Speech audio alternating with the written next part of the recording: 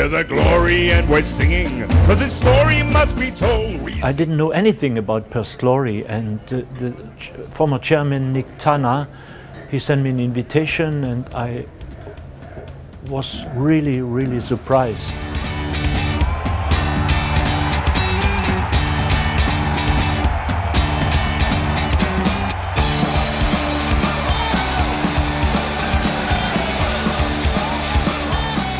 Let's be honest, Perth is a very difficult city not to like, yeah? So it felt very good, had a good feel about it.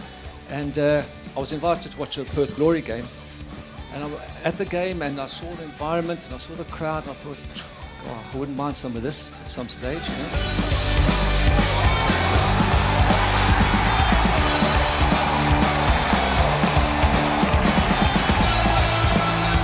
I flew back to South Africa, and I think about 18 months later, I saw there was a job offer. Sent my CV in, I flew over to meet Nick Tanner, and we had supper at Coco's. Where else? Coco's. And that's I also met Bernd there, with Stange, and again, you know, we hit it off straight away, and the rest is history. Decided to come over, flew back, told my wife we had 7 days to pack up. We going to Australia. And then I came over and the rest is history. I will never forget the first steps when Roger Lefort introduced me and he said, this is your training pitch far away at windmills, or I forgot, it was a grass pitch, not very good, you know. You had no portable goals. We had to put the coins in our car. Next to the changing room was a club with topless waiters and, you know, and all such things. I said, what I'm doing here, Bernd, you know? But we had to put Perth Glory on the map in this time.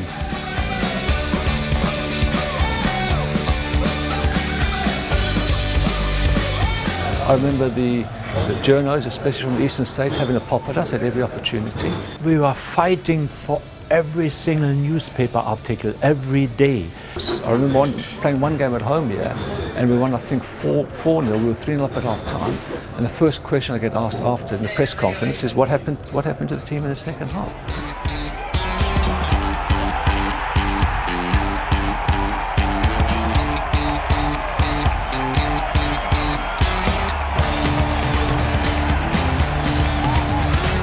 So I was perhaps fortunate to be involved with Perth Glory at a time where the club enjoyed a lot of success. There was a feel-good atmosphere around the club, around the city.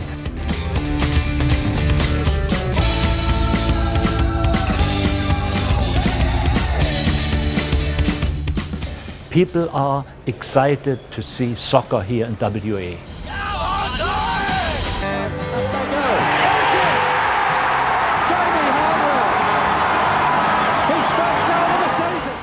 Look up to those players that were playing, and you know, it was always wanted to be part of it, you know. Conville Tianus gave the Perth Oval faithful an early Christmas present.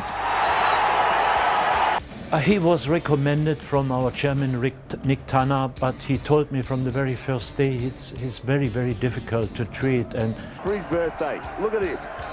Gets it over the wall and zips beautifully just under the crossbar out of the big left-hand reach of Adrian Chagall. We see it here again on the replay. Fantastic strike. No one knew of Bernd, obviously, because he's come from overseas, yeah, so it took a little bit of time to understand Bernd, because his English at the time wasn't exact. You know, I was worried, but finally I thought, with my experience, maybe I can treat such a guy, and he did extremely well. Perth's very dear to me because I met some great people who helped me evolve as a player.